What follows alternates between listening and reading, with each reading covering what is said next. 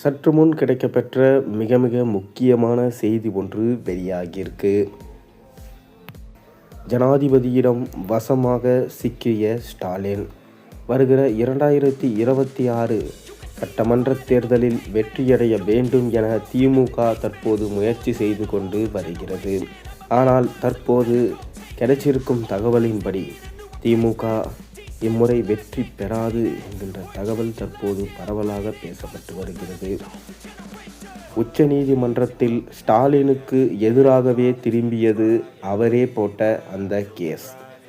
அதாவது ஆரம்பத்தில் ஆளுநர் ரவி 2 மசோதாக்களுக்கு மேலே நிறுத்தி வைக்கிறதாக அவர் மீது குற்றம் சாட்டப்பட்டு அவர் மீது வழக்கு தொடர்ந்தார் ஸ்டாலின் அவர்கள்.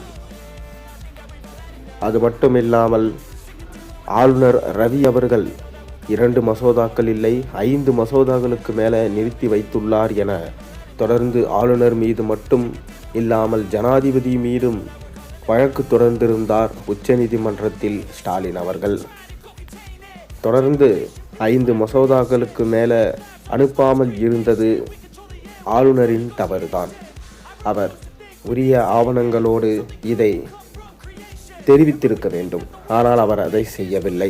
இதனால் தான் ஸ்டாலின் உச்சநீதிமன்றத்தில் ஆளுநர் மீது வழக்கு தொடர்ந்தார்.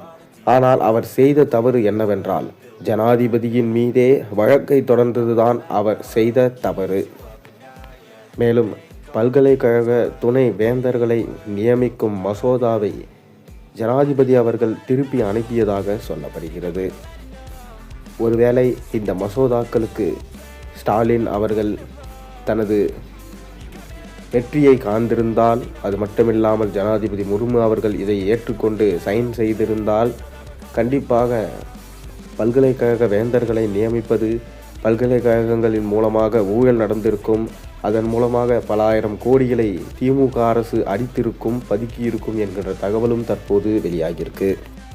தற்போது இந்த மசோதாவை திருப்பி அனுப்பியது ஸ்டாலினுக்கு பலத்த அடி விழுந்ததாகவே பார்க்கப்படுகிறது. காரணம், வரும் சட்டமன்ற தேர்தலிலும் இதே போல தொடர்ந்து ஸ்டாலின் தோற்பது உறுதி என்கின்ற தகவலும் தற்போது வெளியாகியிருக்கு. தொடர்ந்து இந்த 2026 எலெக்ஷனில் என்னதான் நடக்கப் போகிறது, இந்த 5 மாத காலங்களுக்குள் என்ன வேண்டுமானாலும் மாறலாம். தொடர்ந்து பொறுத்திருந்து பார்ப்போம். நீங்கள் என்ன நினைக்கிறீங்க? உங்கள் கருத்துக்களை மறக்காமல் கீழே கமெண்டின் வாயிலாக தெரிவியுங்க.